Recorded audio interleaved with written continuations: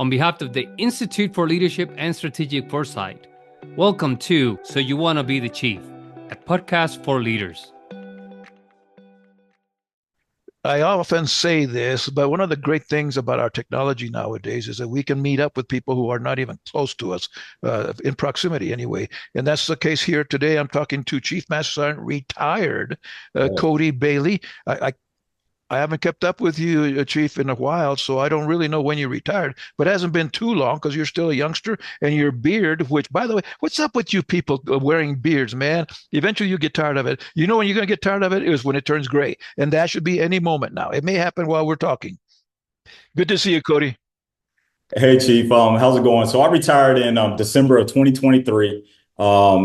Yeah, it's been an amazing ride since the retirement. But as far as this beard, I was clean shaved, looking just like you for the last 24 years of my career. And I said, you know what? I am going to grow this beard out. And by the way, when I did notice that there was gray coming in, I said, you know what? I didn't wait 24 years to have a beard only for it to be gray. So every once in a while, I may touch it up with a little bit. Is that right? Okay.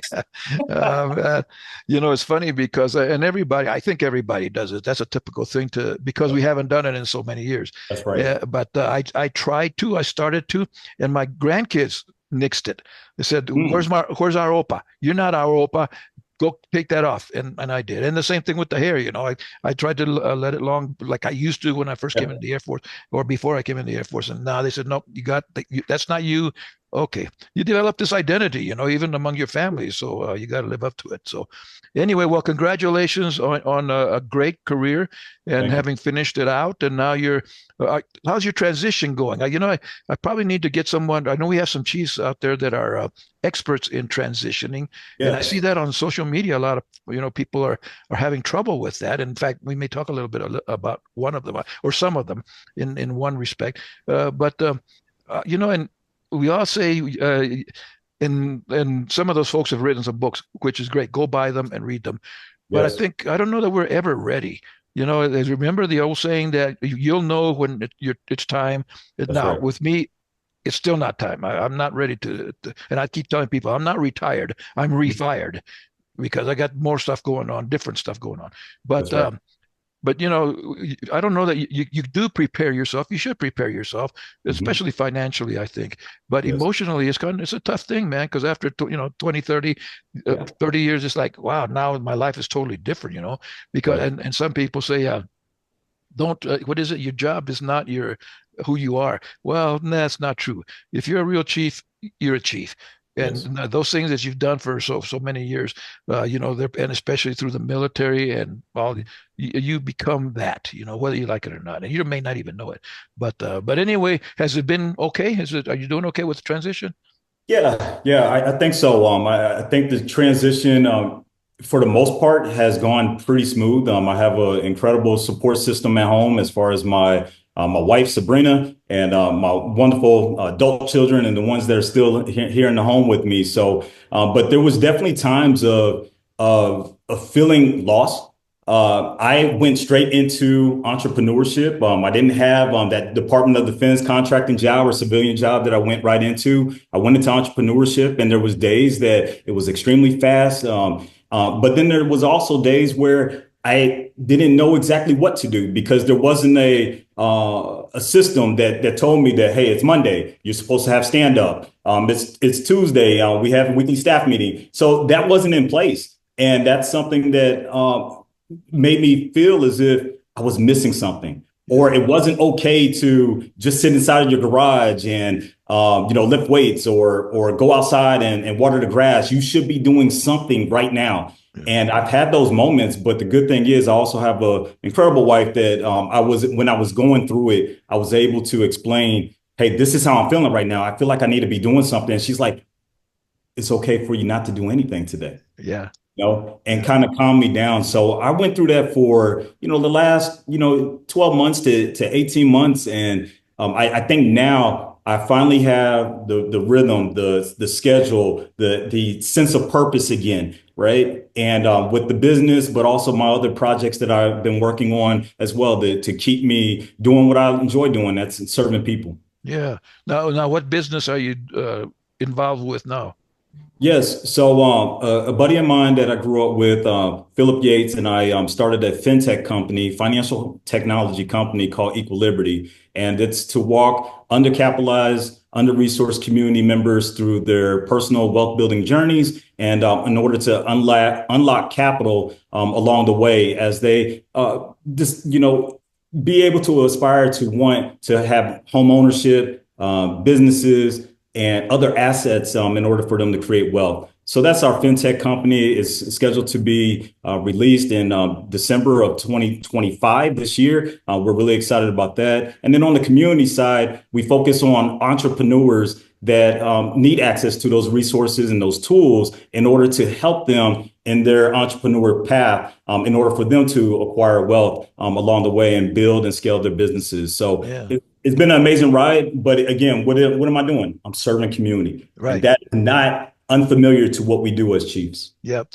Yep, exactly. We just move on from one area to another area, from one context to another context. Yes, and I think that's the way it should be, Chief, because a lot of time, and I know some folks that say, hey, once you're retired, put the uniform away, don't call yourself chief, don't even tell anybody you're a chief. And I think no, because you're losing all those years. And in fact, that's one of the topics that I wanted to talk to you about, and that's that there's a huge, and I think I'm not going to say you're one of the few because I have a lot of proteges, but a lot of youngsters don't, I don't know if they don't realize or they don't appreciate, man, after being a chief for a while, and how long were you a chief altogether? Altogether over 3 years. Okay. That's a lot of experience and probably a lot of knowledge. And, those 20 some years that it took you to get to there, there was a lot of learning. In fact, you're sharing it with a book that you're writing that I'm helping you edit.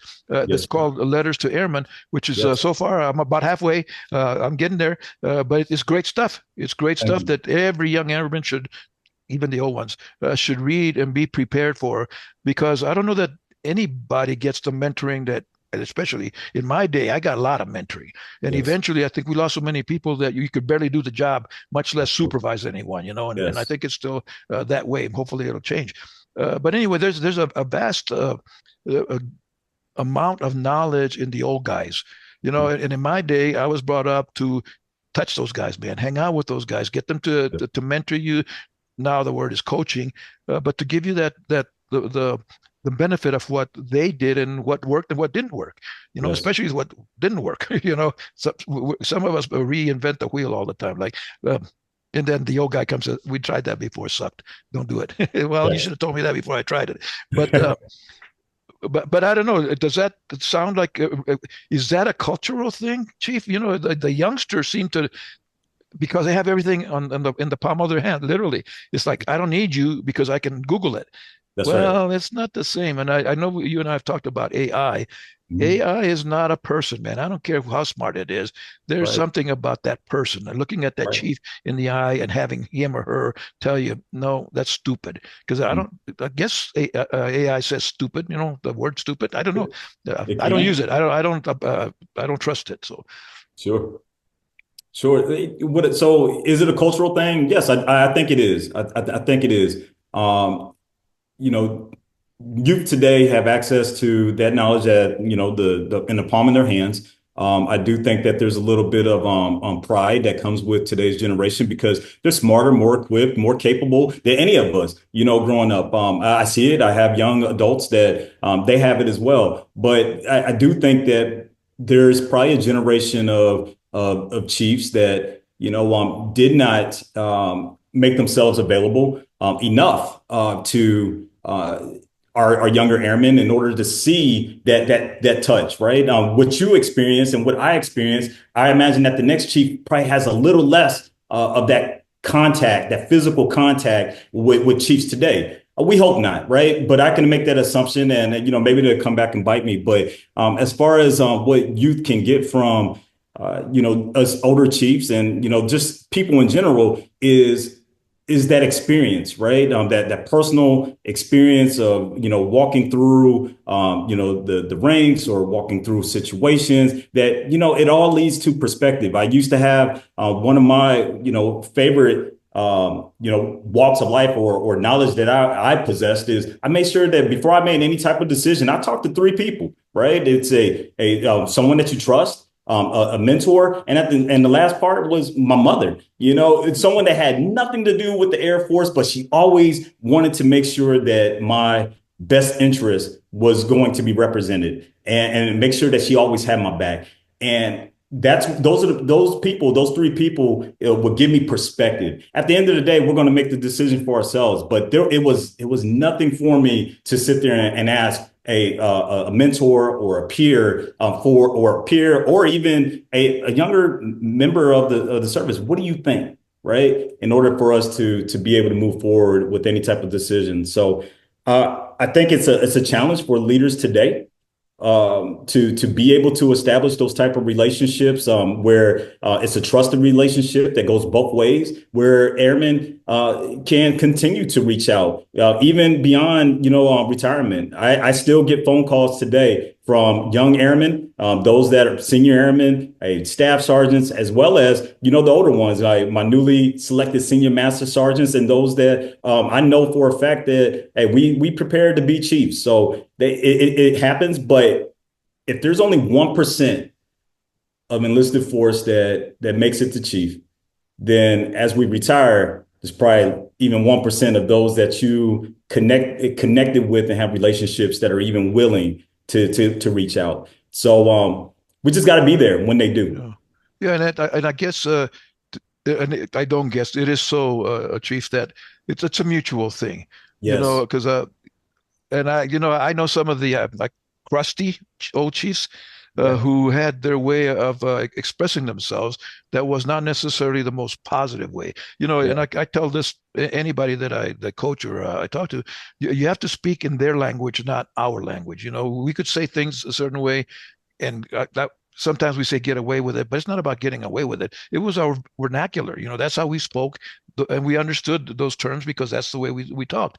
Nowadays, and it's always been the case that if we're going to speak, especially to someone younger who has a different experience, you have to speak in their language, not our language, because they won't understand. And no one wants to be what is that guy. You ask someone, you understand, and what are they going to do? Nod and smile. Inside, they're saying, "I don't know what the hell you're saying." Yes. That's just I do that with my wife a lot. Don't tell her that. Don't tell her that. She thinks I know everything that she said. And remember, she knows better.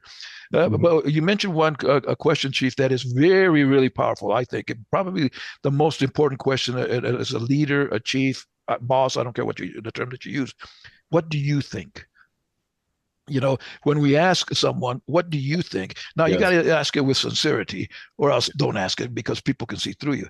But what do you think it can expand your mind like you wouldn't believe? I was just with my grandkids a couple of weeks ago, and I asked them about stuff, and that's I asked them, and they was like, "Wow, I never thought of that." They're, I guess, 14 to 7 in age, and they gave me totally different answers about totally different stuff that I had no idea that was a thing. I think that's the term, or that they thought that way, or that life experience for them was that way. So, but I think that's powerful in any communication. What do you with your kids? What do you think? And open your heart, open your mind to accept whatever they think. Not that because. The old way is let me sit down, shut up, and let me tell you what you think. That's right. That doesn't work no more. That was my day, man. And right around my day, it started to shift. And no, don't tell me what and how to think. Maybe you can teach me how to think, but don't tell me what to think, because it doesn't work that way anymore. But I think that's a really powerful question. And again, it's mutual. I think for any of the old chiefs, I hope some old chiefs are listening. Go out there and offer your services. Hey, I'm here. You need me. I'd be glad to help you, because and maybe there's a little bit of trepidity in asking an old vet, because we don't know what, is he going to be okay with it? Is he going to be kind? Well, there are some people who are not kind, but they'll teach you a lot of stuff. I don't know if I was just thinking the other day, I was reading an article about Chief Airy, the Chief Master Sergeant of the Air Force, number one. Great man. Great man. but he was crusty. And if you asked him a question, he was going to tell you straight up, in no uncertain terms, exactly what he thought. And you better be prepared for that. I always get a kick because when I see his picture, he never got my name right. He'd say, "Hey, Vasquez, Chief, my name is Vasquez." Okay, Vasquez. Okay, whatever. But I still loved him, man. He was a good man, great leader. But anyway, I think there's value in the mutual helpfulness of the youngsters. Youngsters, don't be afraid to go get those old chiefs to come in and talk to you about the old ways, accept that it was the old ways, and learn from that. And old chiefs, offer your services to the youngsters because they really do need it. They don't know that they need it. What is it? You don't know what you don't know. That's right. And some with even me, as old as I am, sometimes when I talk to the older ones, they say something like, "Wow, I never thought about that," and I didn't realize that it was that way. I noticed your chevrons on your shirt. Yes. Very cool. Very cool. I like that. That's with your baseball outfit or your softball outfit. That's right. Let me tell you something about Airy and those stripes. Okay. 1919. Yeah, I'm old. 1979, I think. I submitted. We used to have a Form 1000, a suggestion form. You fill it out, send it in, and somebody would look at it. And I suggested those stripes in 1979, and it came back. Nope, we don't want that. Okay, and 20 years, 25 years later, we changed it to those stripes. I wish I had kept that paperwork so I could prove it. But anyway, when they first came out, I was with Chief Airy, and I mentioned just what I said, that I had submitted that, and oh boy, did I ever get it? But I appreciate it.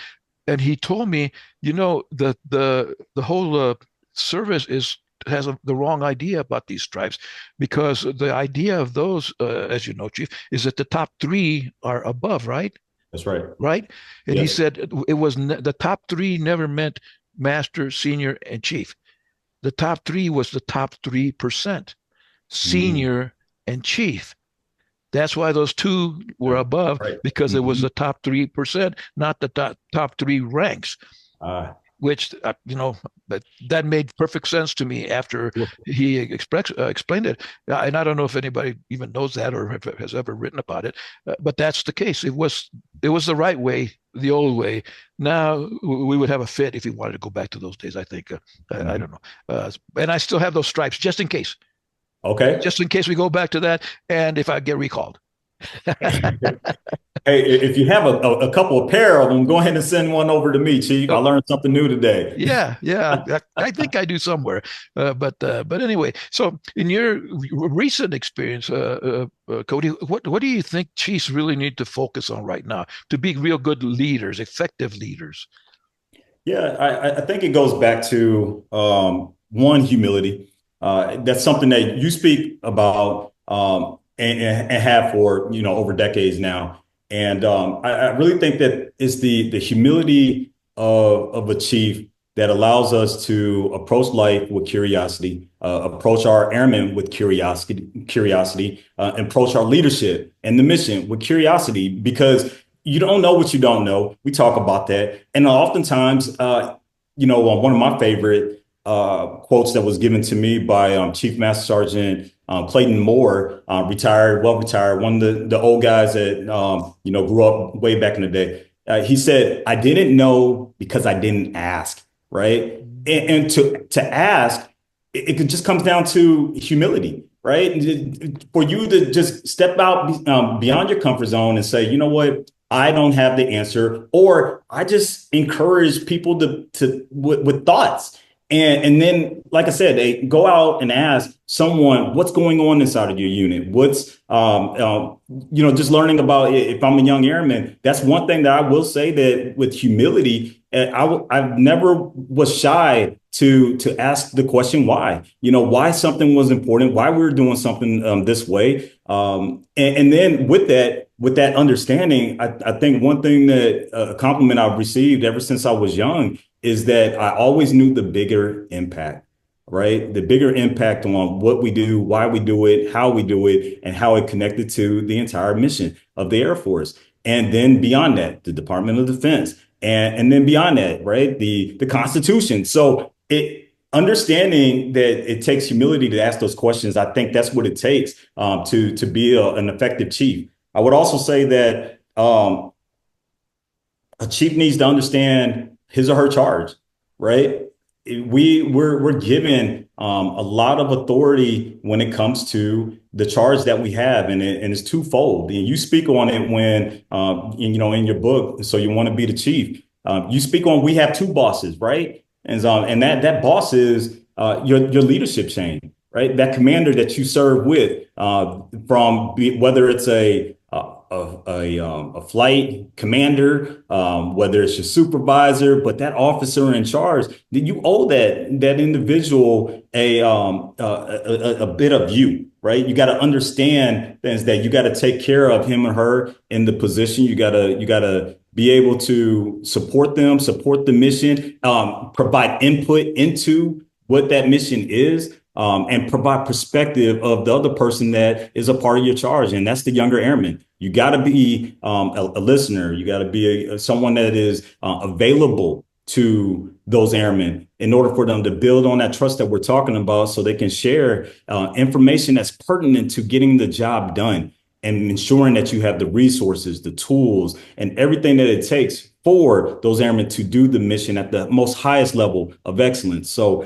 when I summarize all this is humility, understand your charge as a chief, availability to those airmen. You want those airmen to continue to come to you. And if you're being effective or ineffective. If they stop coming through that door, chances are you're not doing your job, right? And then the last thing is accountability. We all need it. We need accountability because every day is hard. You're managing not only the mission, your people and the resources and everything else, right? But you're also managing a home. You're managing your family, your finances. There's a lot of things that us as people are responsible for. And that accountability, you need someone to hold you accountable to that charge. And then on top of that, you need to hold yourself accountable for if and when. And when they do happen, right, issues and start to come up, and at the end of the day, it's no one else's fault, but your own. When you're in a leadership position, and you got to make sure that you hold yourself accountable for that in order for you to continue to learn and grow as a chief. Yeah, and as you mentioned, Chief, guiding, strengthening, yes, helping the youngsters that are coming behind you. Some of the youngsters that we end up forgetting, I think, well, we don't forget them. Maybe we just don't do a very good job of helping them, is those young lieutenants. Yes. They come in the door, I raised them at the Air Force Academy for 19 years and still kind of doing it a little bit. They don't have any idea what they got into. They walk in the door and now they're in charge. And we, as the older ones, and I've written a book for them as well, I always encourage them, find one of us and develop that trust, that relationship where I know very few real, and especially I'll call them real chiefs, who won't tell you the truth, whether you like it or not. I remember when I first made chief, Chief Gwaltney, and it's funny because people ask me, what was his first name? Chief. I don't know. It was Chief Gwaltney. And he took me aside and said, if you want to be a chief, you got to be willing to get your butt chewed at least once a week. Oh, yeah. And that meant the higher ones. And, and I'm sure you went into the colonel or the general and told them, that's going to backfire. Don't do that, boss, and all that kind of stuff. It never goes well. I've never had a general or a colonel say, "Oh, really? No, get the hell out of my office," And then we'll talk about it. But but same thing with the lieutenants. And I know I hear it, and I hope it's in jest, but I hear a lot of senior people talking about the lieutenants. They don't know nothing. Well, that's true, but they're not going to learn anything unless you teach them. That's right. LT, come here. Let me help you. Let me be your, we'll close the door and I'll tell you what you should do or what you shouldn't do. You decide, but I'll get your back, and I think they really need it, especially these days. I think, Kodi, it's because every one of them that I served with over at the academy, they want to do a good job. They have no idea what that means. That's and right. It's incumbent upon the chiefs in particular, but all senior NCOs to take them under their wing and tell them, this is what I would do, boss, and think about this. And, typical stuff like get a haircut. when you, LT, you coming into work tomorrow for the first time? Yeah, go get a haircut. Shave that stupid mustache off. You look stupid in it.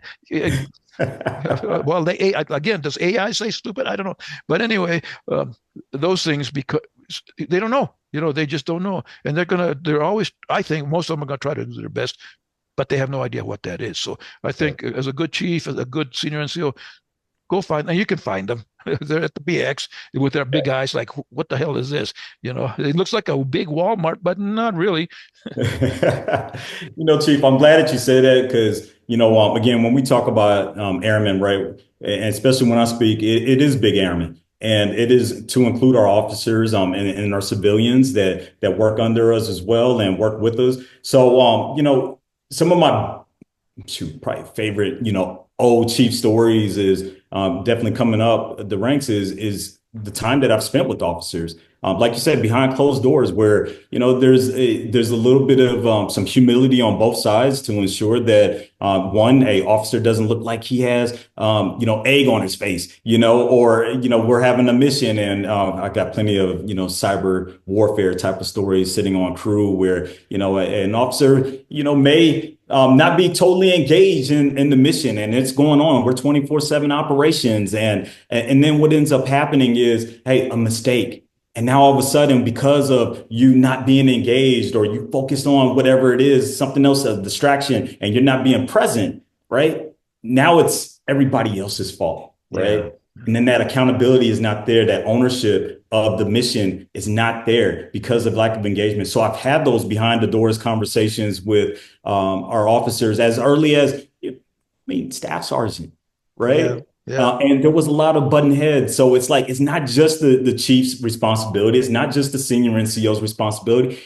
We're a team. Right. And that's got to start as early as you can to offer sound advice to our officers that are brand new with no experience outside of junior or ROTC experience in college. And the one thing that they did is they raised their right hand to say that this is the commitment, this is the oath that they take upon to lead people.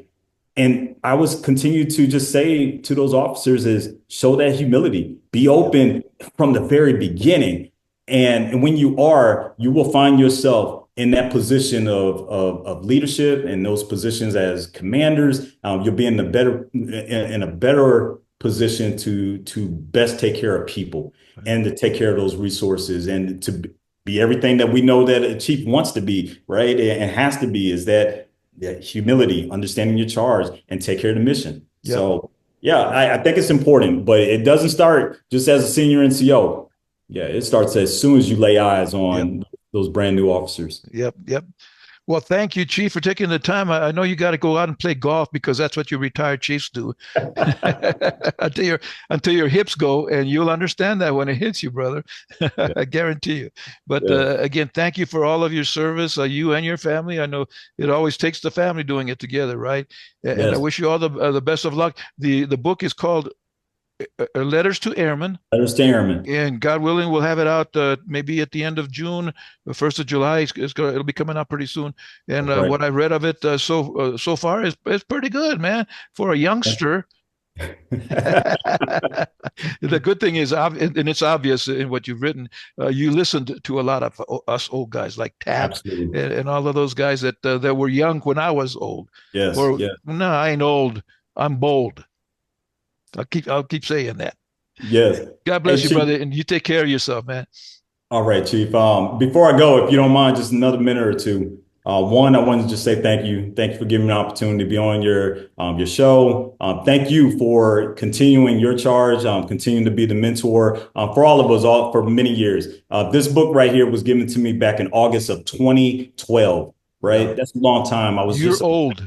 I am very old. I was a brand new tech sergeant. And my supervisor, Master Sergeant Daryl Wright, gave me this book autographed by you, right? And it's air power all the way through. But I will say that it was a guide that helped me identify not just how to promote or just to make the rank up chief. It taught us what the characteristics that you need, the values that you need in order to be a good chief.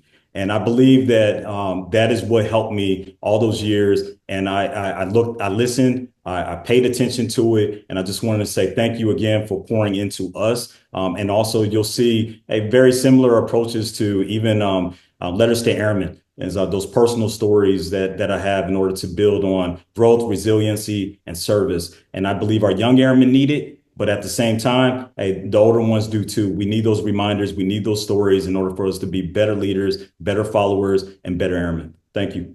Well, you're welcome, man. It's an honor to work with you, and we're going to stay connected one way or the other. You owe me lunch. I owe you a lot more than that. Well, you take care of yourself, man. God bless you. Same to you, Chief. Take care.